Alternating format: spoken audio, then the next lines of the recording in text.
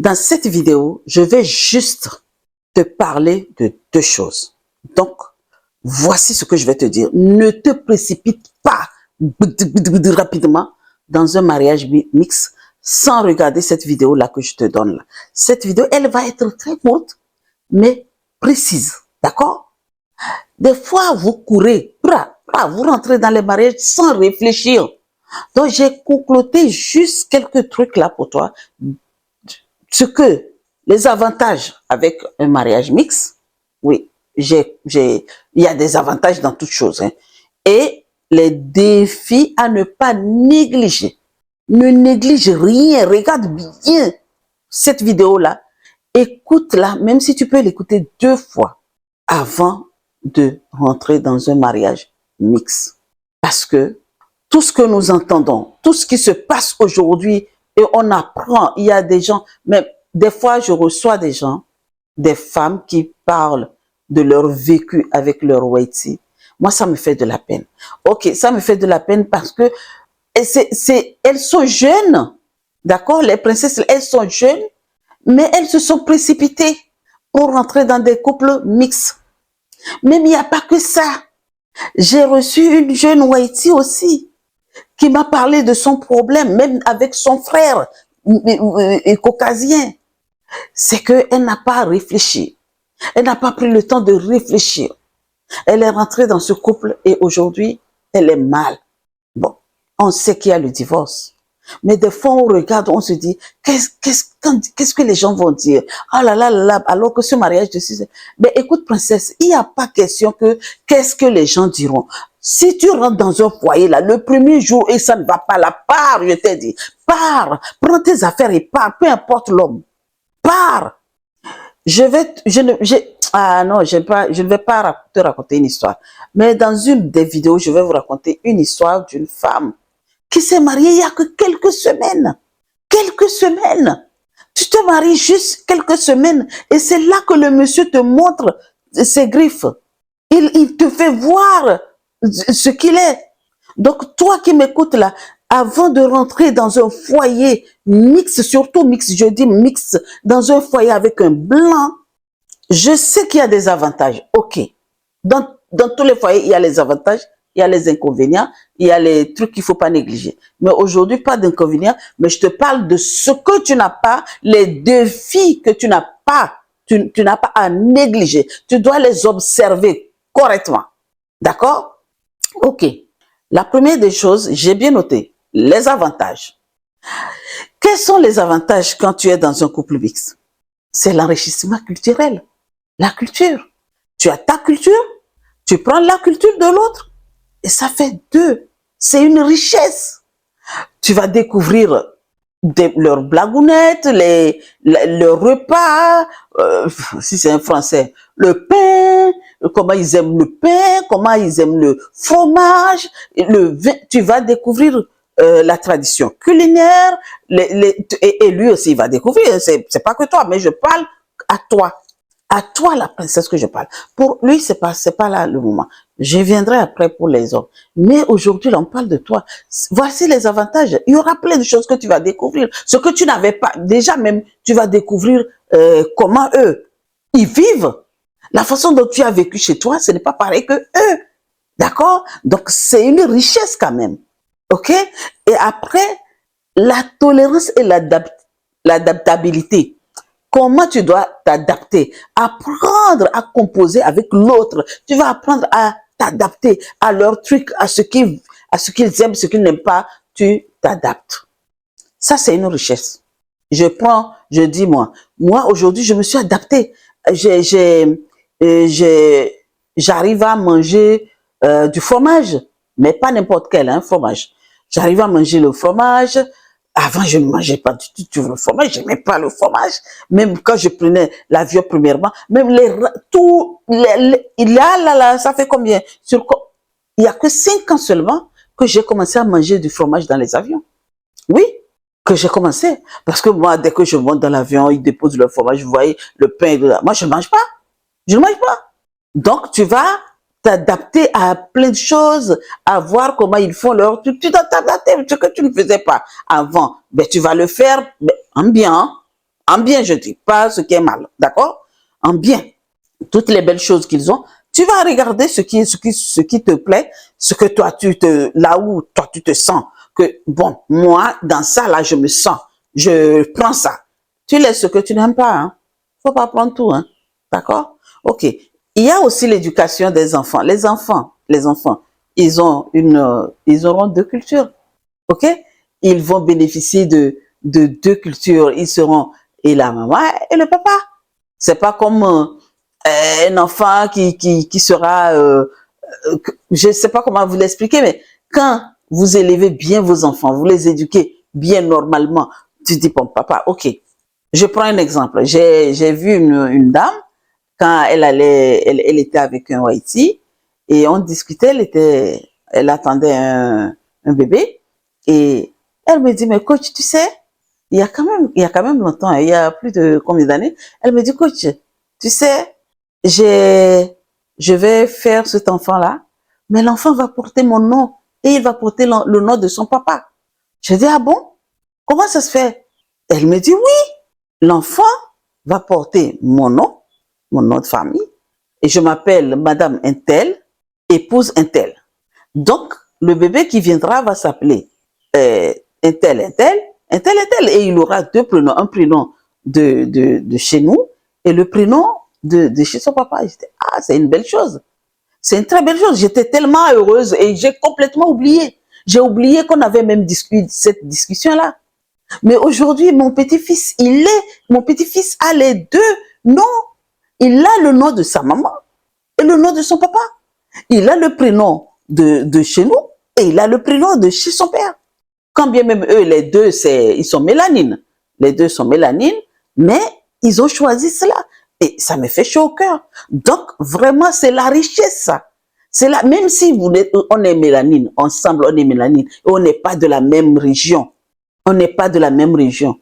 Mais vraiment, c'est une richesse aussi. Parce que ta région, ce que tu as chez toi, n'est pas pareil que ce que l'autre a chez lui. Moi, je prends un exemple du Togo, seulement le petit Togo. Tu es de Sokodé et tu veux te marier quelqu'un de Dapaon, mais c'est deux choses totalement différentes. C'est le jour et la nuit. Vous n'avez pas les mêmes patois. D'accord? Quand vous vous rencontrez, c'est le français. La culture n'est pas la même. Mais c'est que nous, les Noirs, les mélanines, on s'entend vite avec les Caucasiens.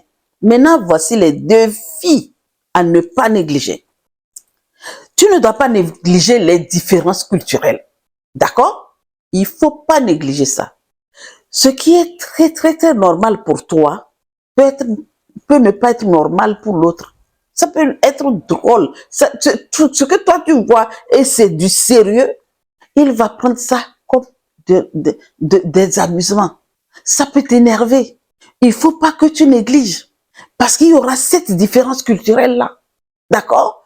Il faut dire, tu t'assois, tu dis, ok, mon chéri, tu n'as plus à te moquer de ce que je fais comme ça. C'est très, très important pour moi.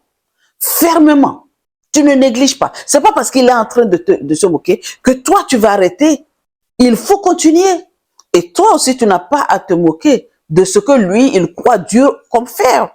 Il y aura des trucs qu'il aime, il fait, et que toi, ça va te faire, tu vas rire. Moi, il y a des moments où, des fois, je m'éclate. Je m'éclate. Pourquoi? Parce que, mais après, je sais qu'il était sérieux. Le gars était vraiment sérieux. Il s'énervait parce que je me suis éclatée. Oui, ça te fait rire alors. Je dis, mais oui, ça me fait rire. Mais non, ça ne me fait pas rire, moi. Ah, c'est là que je comprends que, waouh, j'ai touché le point fort. Donc, c'est normal. Il faut pas que vous négligez cela. Princesse ne néglige pas les différences culturelles. Ça, c'est clair et net. Maintenant, sur les croyances, la religion, vous savez, je fais très attention parce que c'est des sujets très, très, très sensibles. Je fais très attention pour ne pas trop parler de la religion. Mais il y a un moment donné, on est obligé d'en parler. Il faut qu'on en parle. Si on ne parle pas, la personne ne te donne pas ce qu'elle pense, tu ne sauras pas. Moi, je suis rentrée dans ce foyer-là en allant à l'église tous les jours. Tous les jours. C'est en Haïti. Et quand je sors de l'église, il faut me voir. Je suis plus mal que je suis partie. C'est pour ça qu'on dit que quand tu vas quelque part et tu ne sais pas où tu vas, tu sais d'où tu viens, tu fais demi-tour. Je me suis dit, je pense que ce n'est pas pour moi. Mais vous savez ce qu'il m'a dit un jour? Le Whitey me dit, moi je connais mon grand-père. C'est avec mon grand-père que je compose. Je ne compose pas avec n'importe qui. Lui, je le connais, mais les autres, je ne les connais pas. Oui, c'est ce qu'il m'a dit. Ça m'a fait travailler. Ça m'a fait travailler. Donc, il faut jamais négliger les croyances, la spiritualité. Ta spiritualité, il faut le lui parler. Écoute, moi, quand j'allais à l'église, si ça me faisait du bien, j'allais toujours en train d'aller à l'église. Je serai toujours dans mon truc. Il pourra me dire que lui, là, ce n'est pas ça, c'est ceci, cela. M'en fous. Je m'en fous.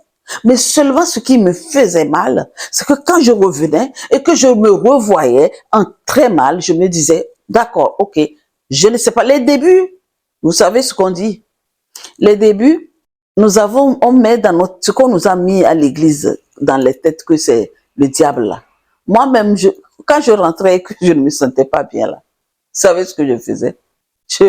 Je restais en train de crier, prier, soit disant, ouais, c'est le diable. Allez, tu sors de la maison, tu me lâches.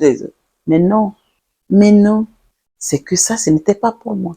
Et Dieu, le seul, le grand, le tout-puissant, lui-même, il sait. Et depuis là, je me sens bien. Donc, il ne faut pas négliger la façon dont votre croyance, il faut en parler. Il faut en parler. Ça, c'est des défis à relever, à ne pas négliger. Il y aura des défis sur vos croyances. Ça, c'est clair et net. Les débuts, vous n'êtes pas ensemble. D'accord? Les débuts, les débuts, vous ne vivez pas ensemble. Vous êtes ensemble, mais vous ne vivez pas ensemble. Donc, tu es chez toi, tu fais ce que tu veux. Lui aussi, il est chez lui, il fait ce qu'il veut. Mais le jour où vous allez vous mettre ensemble pour vraiment fonder un foyer et que, comme je dis, la base, il faut toujours parler des bases. Il faut poser les fondations. Toujours. Les fondations, c'est très important. OK? Maintenant, j'ai dit, je ne veux pas être longue, mais bon, je parle tellement beaucoup que des fois, je m'oublie. En troisième position sur les défis à ne pas négliger, les pressions familiales et sociales. Oui, j'ai bien écrit la pression familiale et sociale. Vous savez, certaines familles peuvent mal accepter votre relation. Tu sais ça, princesse? Tu sais ça? Il y aura cette pression-là. Ne néglige pas. Déjà même, dites-moi dans les commentaires. Franchement, soyez franche. Hein. Dites-moi dans les commentaires, quel Whitey qui est parti prendre une mélanine là pour amener dans sa maison et ça a été facile? Où est-ce que vous avez déjà vu ça? Les débuts ne sont jamais... C'est pas facile les débuts. C'est pas facile. Moi-même qui a la grande gueule là, les débuts n'ont pas été faciles. Et comme je l'ai dit, j'ai dit la façon dont on causait, je parlais avec ce monsieur et quand on a commencé à sortir, à se voir, à faire des rendez-vous, aller au resto, rencontrer les familles et tout ça là, avec ma grande gueule, dans ma tête, je me disais même si on n'est pas ensemble, on sera des amis. Mais quand on a vraiment décidé d'être ensemble là, ça n'a pas été facile. Hein. La façon dont c'était au départ, ça a changé avec la famille. Donc, il y a toujours des pressions familiales. Et au fil des temps, on s'est comprise. Et aujourd'hui, c'est ma deuxième famille. C'est la maman de mon chéri, là, mon Dieu. Et elle n'a pas Dieu pour moi. Et cette femme, je l'aime beaucoup. Et elle m'aime beaucoup. Vous voyez? Donc, cette pression-là, il faut pas négliger. Quand tu rentres, c'est de prendre le temps d'apprendre et de les connaître. Si tu n'y arrives pas, pars. Et il y a quelque chose, ne néglige pas la différence de communication. Toi, tu parles normalement, on est d'accord. Tu ne chocobédis. Eux, ils font chocobédis. D'accord? Avec la façon dont ils tournent, leur manière de parler et tout ça là. Des fois même, on se bat ici quand je dis un mot, dit non, c'est pas comme ça, je dis non, je ne suis pas toi. Je suis moi et c'est ce que on m'a appris et c'est ce que j'ai appris et c'est ce que je suis et je parle comme je veux. D'accord? Et on me laisse. On ne me parle plus. Donc, il faut pas négliger de la manière dont tu communiques. Ne néglige pas ça. Et comment ils ont envie de communiquer là. Tu t'en fous. Communique normalement comme tu veux. comme tu le sens. Et il faut pas négliger, hein, parce qu'ils vont te dire des trucs là, ces choses-là vont te, tu vas dire, c'est qui ça? Mais c'est un choix que tu as fait et que c'est à toi de savoir de renverser la vapeur. D'accord? Et tu peux le faire. Pourquoi je dis ça? Nous avons une force. Nous, les mélaniles, nous avons une force. Et c'est cette force-là qui nous maintient. N'oublie jamais, princesse. N'oublie pas que tu es une princesse. N'oublie pas, n'oubliez pas du tout, du tout. Ça, je vais vous répéter tout le temps. De ne pas oublier que vous êtes des princesses. D'accord? Et que vous avez le pouvoir. Et vous avez la puissance de renverser les choses. Donc, quand tu rentres dans ce foyer, ne néglige pas ces petites choses-là. Tu les vois comme c'est des petites choses, mais ce n'est pas petit, hein. Ce n'est pas des choses petites, hein. C'est très, très, très important. Et ces petites choses-là qui vont te donner la force. D'accord? Maintenant, comment tu dois réussir ton couple?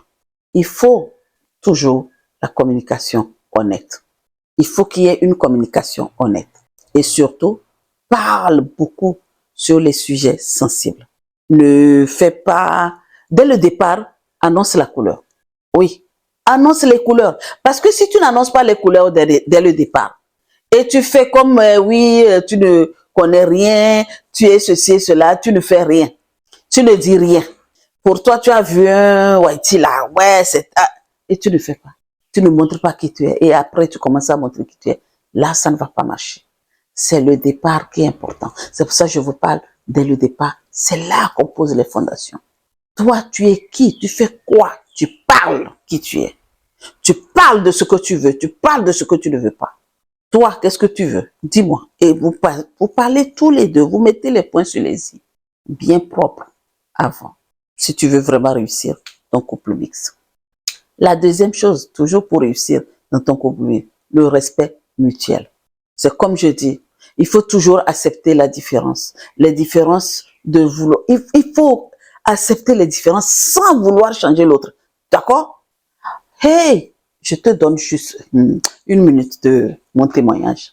Quand je suis rentrée dans le couple, dans mon foyer là, au fil du temps, le respect, il est là. D'accord?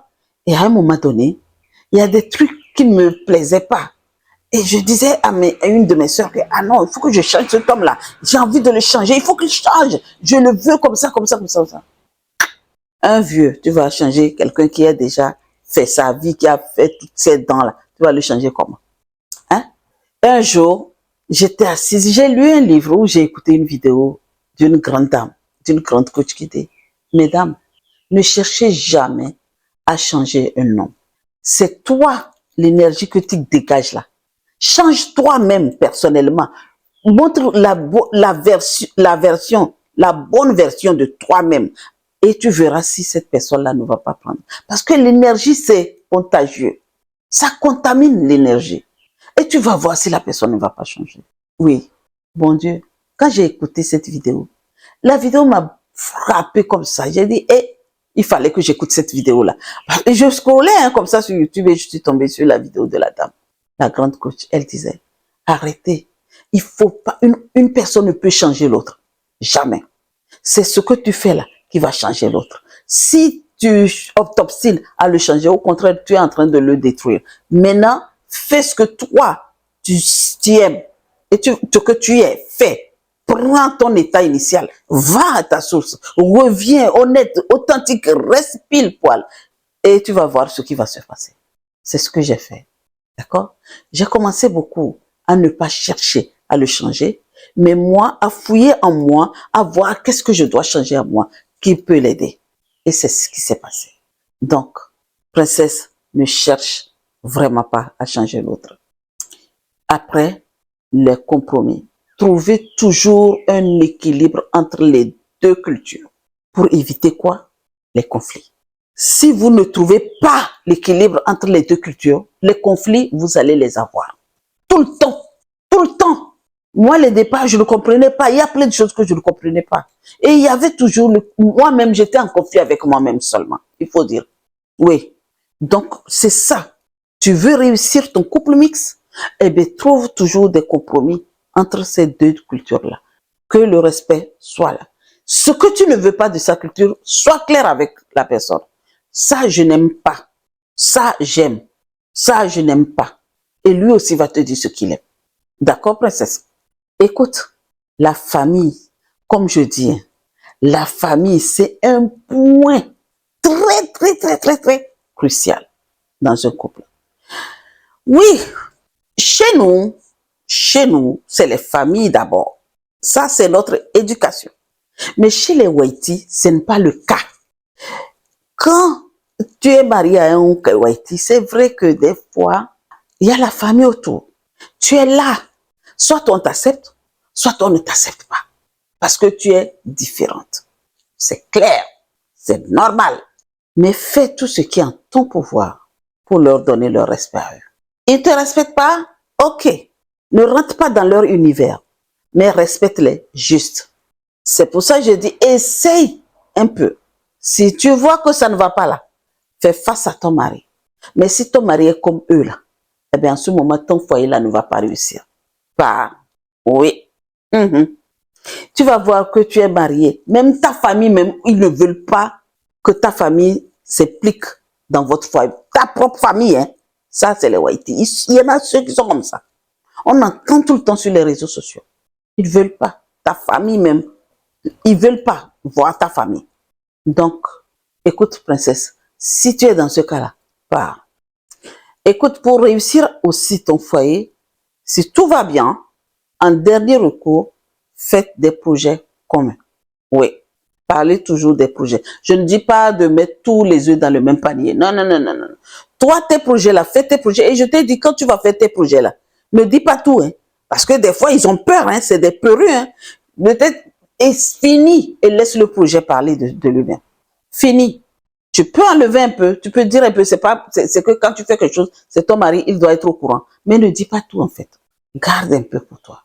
Parce que quand tu donnes trop, en tant que femme africaine, femme mélanine, nous avons toujours des ambitions. Et nos ambitions sont tellement grandes et que quand tu parles, tu fais peur à l'autre.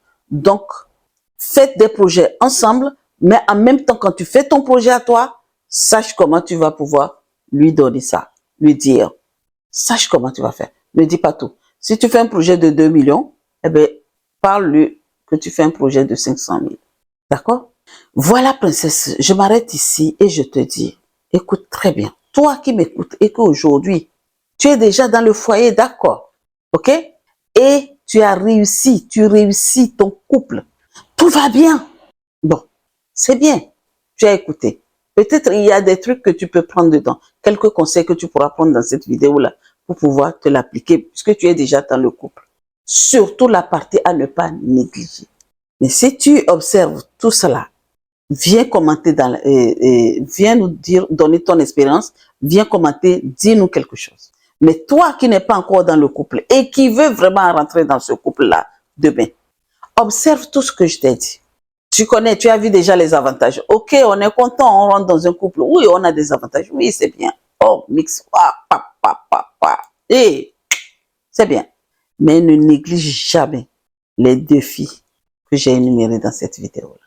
Maintenant, pour que ça réussisse, eh bien, ne néglige pas aussi tout ce que je t'ai dit. D'accord? Ma question est que, est-ce que tu es prête à te précipiter dans un mariage mixte sans te préparer, sans rien faire? Oui, j'ai rencontré Waiti. Oui, j'y pars. Va écouter les gens qui sont sur les réseaux sociaux et qui pleurent. Sur ce, mes princesses, je m'arrête là et vous dis à très bientôt pour une nouvelle vidéo. N'oublie pas de t'abonner. Clique sur la cloche de notification. Commente. Si tu as besoin de me parler, tu as besoin d'un conseil, dans la barre de la description de cette chaîne, il y a mon numéro WhatsApp. Tu peux m'écrire là-dessus. À très vite, mes princesses.